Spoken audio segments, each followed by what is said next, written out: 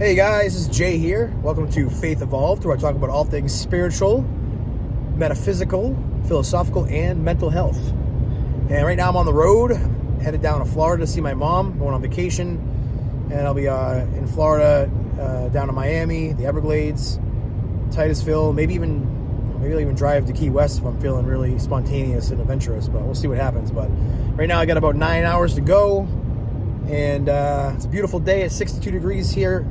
I think it's February 11 or 12, February 12. Yeah. So it's Saturday, and figured, you know what? I'm on the road. I got plenty of time to kill here. Let's do a video.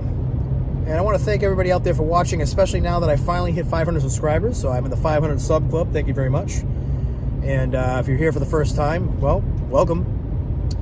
And feel free to check out the video section. And if anything you see and hear resonates with you, I certainly appreciate your subscription. Like the video below and hit the subscription bell so anytime I release a new video, you will get notified on YouTube. All right, so switching gears, real quick here, we're going to be talking about something a little more existential, a little more somber.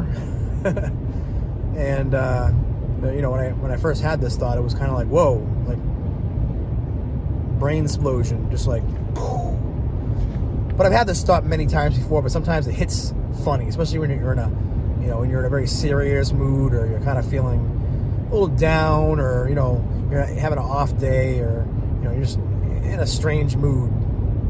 It's like, how do you know anyone else is real? Like you're watching this video, so I'm assuming, I could be projecting, but I'm assuming you feel the way I do as a human being, whereas you feel your own thoughts, your own feelings, your own sensations, your own emotions, your own beliefs, your own experience in life. So everything that's happened to you, you feel it yourself. Anything that's happened to somebody else, you don't feel that. You see it. You might, like if you see, this is kind of a crude example, but if you see another dude, you're a dude, get kicked in the you-know-what, and you kind of feel that a little bit, because you know what it's like when that happens to you. But you can't actually feel their pain. You can't think their thoughts. You can't really live vicariously through them and their experience. You can only know your own self. So it's like, okay, you can see other people talking and communicating and, making decisions and affecting the world around you. But how do you know they're real? Like truly real? Now, just that example, most people say, well, all right, well, I can see other people and what they're doing in life. They're talking to me. We're having conversations. That's clear enough evidence for me. Let me throw a little monkey wrench into that example, okay? Go to sleep tonight. Have a dream.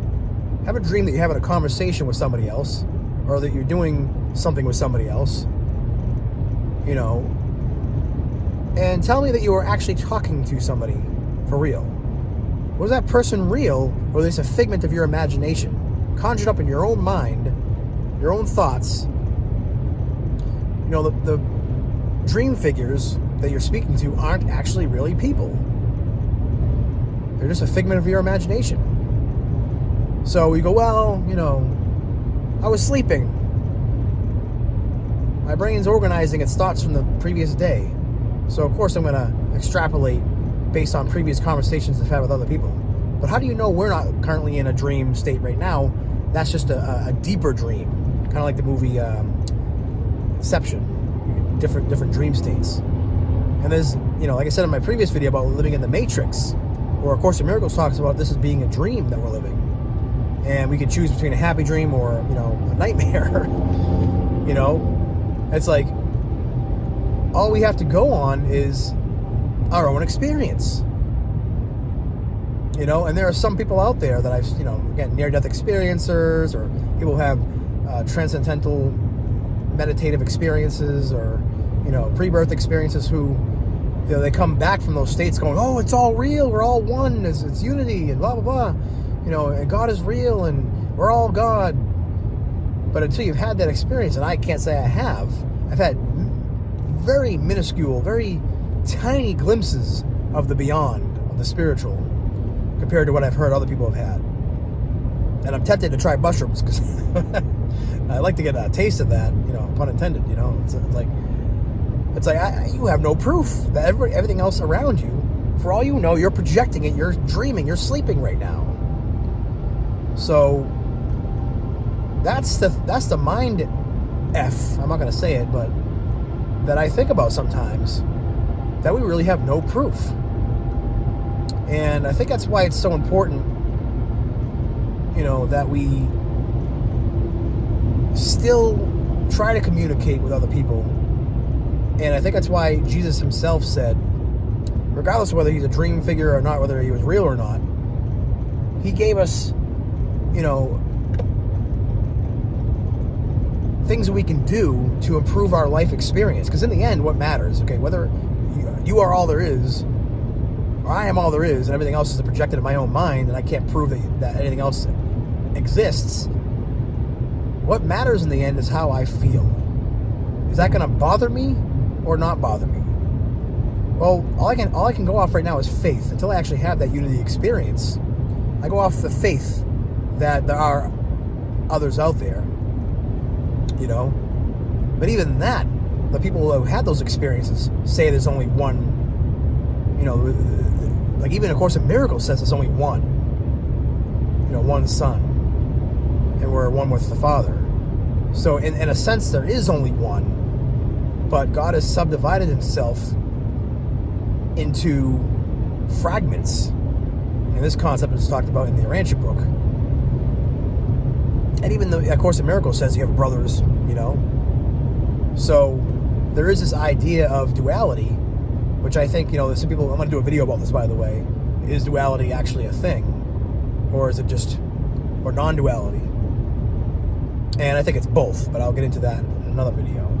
I mean, ultimately, of course, there's only one God. There's only one personality who subdivides himself. But the point is, God didn't want to be alone for all eternity. So he had to create the illusion of others. So, in some strange way, yes, there is only one. But you'll notice that when you have experiences with other people, I think it was the A Course in Miracles that says that they're, aspects of yourself. And Jesus said, love your neighbor as yourself.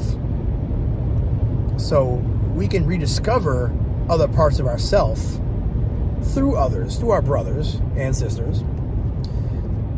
And you'll notice that when you have experiences like, for example, falling in love with somebody or having a good friendship or, kind of a kindred spirit or a bond with somebody, you feel better about yourself, especially when you love them as you love yourself and you do something unselfish.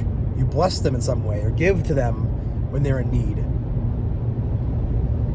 A Course in Miracles says it's someone who temporarily has more giving to someone who temporarily has less. And the point is to make equilibrium for unity. So, yeah, I mean, the reason why I think we feel that there's only one is because ultimately there is only one. But at the same time, just because we split ourselves up infinitely into infinite fragments doesn't make those fragments less real. Whether they're, quote, illusions or not at some level. Interaction with others is life, is experience. And if without that, you'll just be stuck in personality absolutism and isolation for all eternity, and nobody wants that. I mean, think about it. God wouldn't even want that. Hence why existence exists. This is why there's life. Love has to expand. So, anyway, that's how I justify it in my head. I kind of have no real,